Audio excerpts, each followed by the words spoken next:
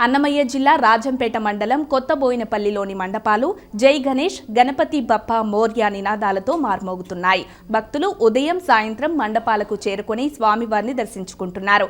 నిర్వాహకులు మండపాలను సెట్టింగులతో, చలువ పందిళ్లతో, వివిధ పుష్పాలతో, రంగురంగుల విద్యుత్ దీపాలతో అలంకరించారు. ఈ సందర్భంగా చిన్నారులకు సాంస్కృతిక కార్యక్రమాలు, పోటీలు, ఉట్టి వేడుక నిర్వహించారు.